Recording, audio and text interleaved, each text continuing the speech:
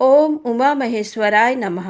आप सभी का हमारे YouTube चैनल पर हार्दिक स्वागत है।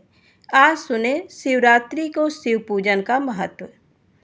सूत जी कहते हैं चतुर्दशी का उपवास अत्यंत दुर्लभ है, उसमें भी शिवरात्रि में जागरण करना तो मैं मनुष्यों के लिए और दुर्लभ मानता हूँ। उससे भी अत्यंत दुर्लभ है शिवलिंग का दर्शन तथा परमेश्वर शिव के पूजन को तो मैं और भी दुर्लभतर मानता हूँ।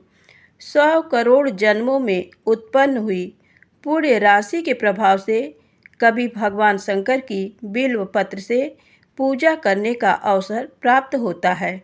10,000 वर्षों तक जिसने गंगा जी के जल में स्नान किया है, उसको जो फल मिलता है वही फल मनुष्य एक बार बिल्व पत्र से भगवान शंकर की पूजा करके प्राप्त कर लेता है।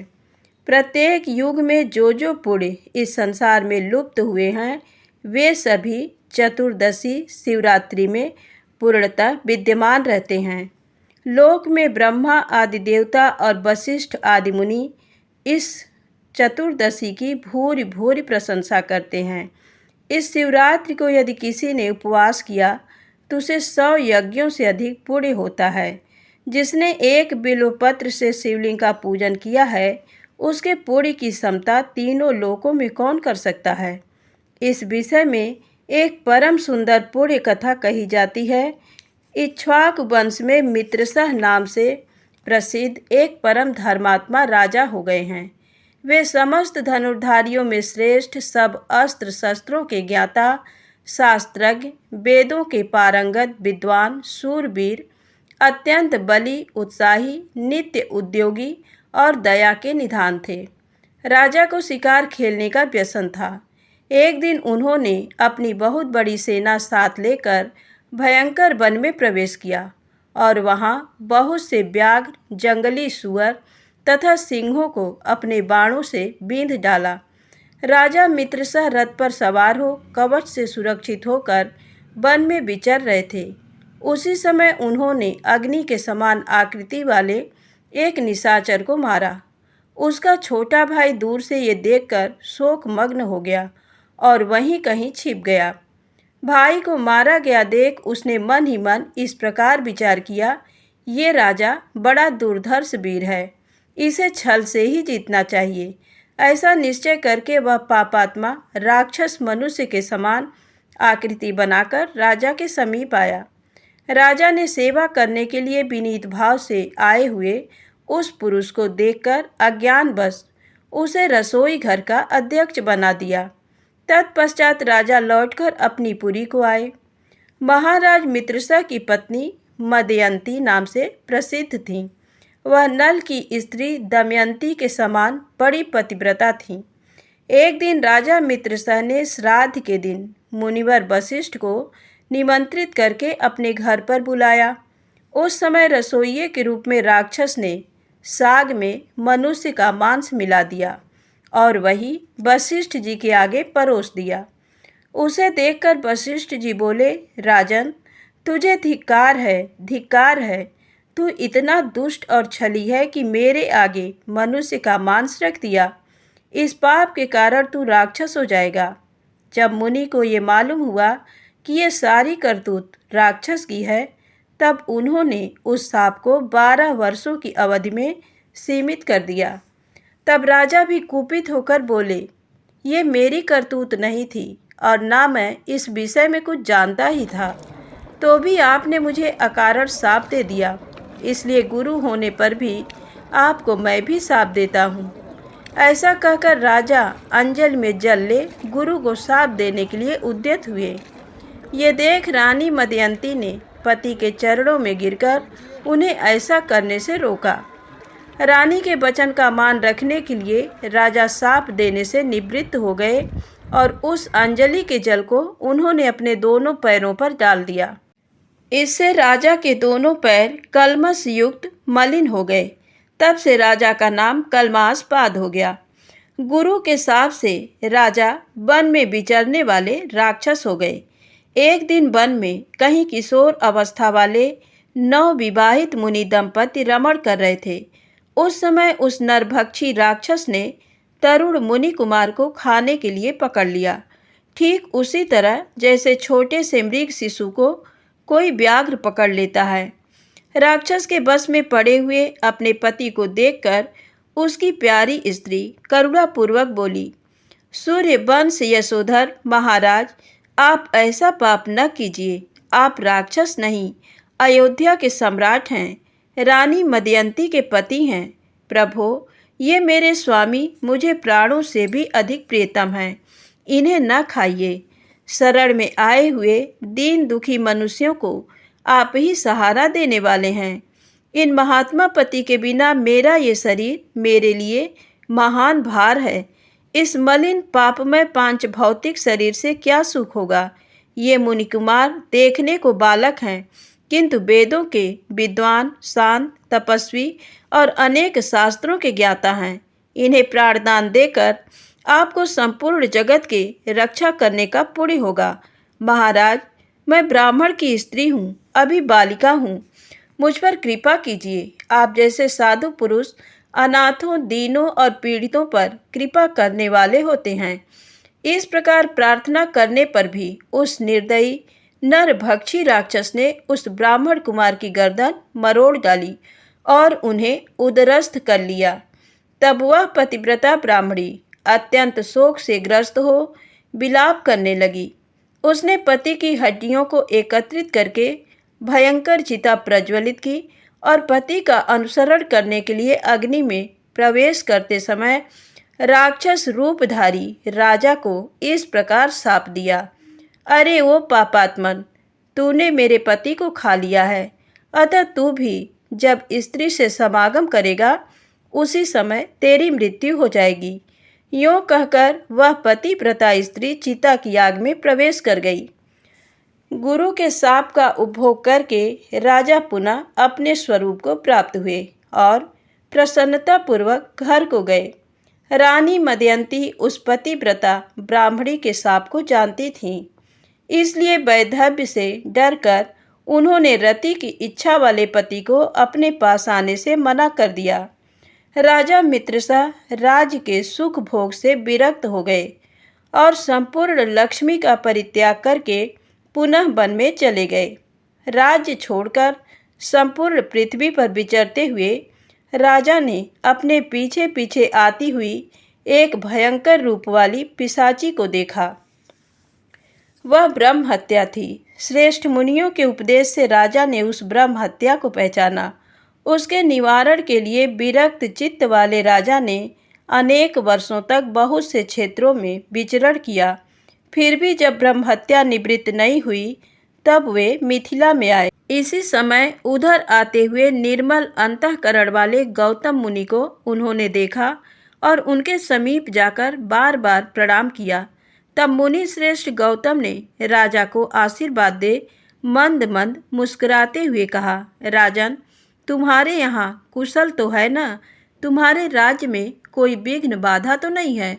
राजा ने कहा, ब्राह्मण, आपकी कृपा से हम सब लोग कुशल से हैं, परंतु ये भयंकर रूप वाली पिशाची हमें बड़ा दुख देती है। शापग्रस्त होकर हमने जो दुर्लंघ पाप कर डाला है उसकी शांति सहस्रों प्रायश्चितों से भी नहीं हो रही है। आप प्रेम पूर्वक संभाषण करके मेरे चित्त को आनंदित कर रहे हैं। महाभाग, आज अपने चरण कमलों की शरण में आए हुए मुझ पापी को शांति प्रदान कीजिए, जिससे मुझे सुख मिले। तब करुणानिधि गौतम जी ने कहा, राजेंद्र, अब अपने महान पापों से होने वाले भय को त्याग दो। जब भगवान शंकर रक्षा करने वाले हैं तब उनकी शरण में आए हुए भक्तों को कहाँ से भय हो सकता है। गोकर्ण नामक मनोरम क्षेत्र महापातकों का संहार करने वाला है। वहाँ बड़े से बड़े पाप भी नहीं टिक सकते। गोकर्ण क्षेत्र में विद्यमान भगवान शिव स्मरण करने मात्र से समस्त पापों का नाश कर डालते हैं। जैसे कैलाश और मंदराचल के शिखर पर भगवान शिव का निश्चित निवास है, उसी प्रकार गोकर्ण मंडल में भी है। जनक, सनंदन आदि महात्मा तथा मृग चर्ममय वस्त्र धारण करने वाले साध्य एवं मुनिगण वहाँ बैठकर भगवान शिव की उपासना करते हैं। दंडी मुंडी स्नातक ब्रह्मचारी तथा तप से समस्त पातकों को जला डालने वाले महात्मा भी देवाधिदेव शिव की उत्तम भक्ति से उपासना करते हैं। महाप्रदोष की बेला में भगवान शिव का पूजन मोक्ष देने वाला है। उसमें भी पूर्णमयी चतुर्दशी जो आती है, उस दिन शिवलिंग और बिल्वपत्र इन सब का सुयोग दुर्लभ है। अहो, माया कैसी प्रबल है कि जिससे मूढ़ हुए मनुष्य भगवान शिव की इस महातिथि को उपवास तक नहीं करते। शिवरात्रि का उपवास, जागरण, भगवान शंकर के समीप निवास तथा गोकर्ण क्षेत्र का वास, इन सब का सुयोग होना मनुष्यों के लिए शिवलोक में जाने की सीढ़ी है। राजन, मैं भी इस समय गोकर्ण तीर्थ से लौटकर आया हूँ। शिवरात्रि को उपवास करके भगवान शिव का महोत्सव देखकर लौटा हूँ। शिवरात्रि पर वहाँ का महान उत्सव देखने के लिए सब देशों से चारों वर्णों के लोग आए थे। स्त्री, बालक, वृद्ध तथा चारों आश्रमों के निवासी वहाँ आकर देवेश्वर शिव का दर्शन करके कृतकृत्यता को प्राप्त हुए। लौटते समय मार्ग में एक अद्भुत आश्चर्य की बात देखकर मैं परमानंद में निमग्न हो कृतार्थ हो गया हूँ। राजा ने पूछा, ब्राह्मण, आपने मार्ग में कहाँ कौन सी आश्चर्य की बात देखी, वह मुझे भी बताइए। तब गौतम जी ने कहा, राजन, गोकर्ण से आते समय एक स्थान पर दोपहर के समय मुझे एक स्वच्छ सरोवर दिखाई दिया। वहाँ जल पीकर मैंने रास्ते की थकावट दूर की और घनी एवं शीतल छाया वाले बरगद के नीचे विश्राम किया। उसी समय थोड़ी ही दूर पर मैंने एक अंधी, बूढ़ी एवं दुबली पतली चांडाली को देखा। उसका मुंह सूख गया था, उसने कुछ भी भोजन नहीं किया था और वह अनेक प्रकार के रोगों से पीड़ित थी। उसके सब अंगों में कोढ़ का घाव हो गया था तथा उसमें बहुत से कीड़े पड़ गए थे। उसकी कमर में पीप और रक्त से सना हुआ एक फटा पुराना वस्त्र लिपटा हुआ था। उसे उस दशा में देखकर मुझे बड़ी दया आई और उसके मृत्युकाल की प्रतीक्षा करता हुआ मैं क्षण भर वहीं बैठा रहा। इतने ही में भगवान शंकर के पार्षदों द्वारा लाया जाता हुआ एक विमान देखा जो अपनी किरणों से आकाश मार्ग को आलोकित कर रहा था। तब मैंने शीघ्र ही समीप जाकर आकाश में खड़े हुए उन शिवगणों से पूछा, आप लोगों को नमस्कार है। मैंने आप लोगों को पहचान लिया है। आप सभी महादेव जी के चरणों के सेवक हैं। आपने इस समय जो यहाँ आने का कष्ट उठाया है, ये आपकी यात्रा संपूर्ण लोकों की रक्षा के लिए हुई है या आप लोगों को कोई विनोद सूझा है? कृपा करके मुझे बतलाइए, आप यहाँ किस लिए पधारे हैं? तब शिव जी के दूत बोले, मुने, ये सामने जो बूढ़ी चांडाली मर रही है, इसी को ले जाने के लिए भगवान शिव ने हमें आदेश दिया है। ये सुनकर मैंने पूछा, अहो, ये महापापात्मा घोर चांडाली इस दिव्य विमान पर बैठने की अधिकारिणी कैसे हो सकती है? ये तो जन्म से लेकर जीवन भर प्रायः अपवित्रता में ही डूबी रही। इस दुराचारिणी को आप लोग शिवलोक में क्यों ले जाना चाहते हैं? इसने कभी शिव जी का पंचाक्षर मंत्र नहीं जपा, शिव जी का पूजन नहीं किया और न कभी भगवान शंकर का ध्यान ही किया है। सत्संग से सदा दूर रहने वाली इस अत्यंत क्रोधी स्वभाव वाली स्त्री को आप लोग भगवान शिव के लोक में कैसे ले जाना चाहते हैं? मेरे ऐसा कहने पर देवाधिदेव भगवान शिव के दूत इस प्रकार बोले, महामते, ये कर्मों के परिपाक से प्राप्त होने वाली गति देखो, जो कि एक नीच से नीच नारी भी आज रोग शोक से रहित परम धाम पर आरूढ़ हो रही है। इसने पूर्व जन्म में अन्न दान आदि नहीं किया था, अतः भूख प्यास आदि क्लेशों से यहाँ पीड़ित हो रही थी। इसने जो मदिरा के नशे में अंधी होकर बड़ा भयंकर पाप कर डाला था, उसी के फल से ये जन्मांध हो गई। पूर्व जन्म में इसने जानबूझकर गाय के बछड़े को खाया था, इसलिए इस जन्म में ये अतिशय निंदित चांडाली हुई। इसने सदाचार का मार्ग त्याग कर पूर्व जन्म में व्यभिचार के मार्ग को अपनाया था। उसी अकथनीय पाप से इस जन्म में यह दुराचारिणी और दुर्भाग्यवती हुई। विधवा होकर भी इसने दूसरे पति का आलिंगन किया। उसी महान पाप के कारण इसके शरीर में कोढ़ के बहुत से घाव हो गए हैं। इसने काम वेदना से व्याकुल होकर स्वेच्छानुसार शूद्र से रमण किया। उस पाप के कारण इसे महारक्त, पीप और कोढ़ों से पीड़ित होना पड़ा। इसने कभी उत्तम व्रतों का पालन नहीं किया, यज्ञ पूजा नहीं की, कुआं आदि खुदवाने या बगीचे लगाने का काम नहीं किया। उसी पाप से ये सब प्रकार के भोग साधनों से रहित होकर दुख पा रही है। पूर्व जन्म में इस मूढ़ स्त्री ने मदिरा पान किया था। उसी पाप से ये महायक्षमा की पीड़ा और हृदय शूल से तड़प रही है।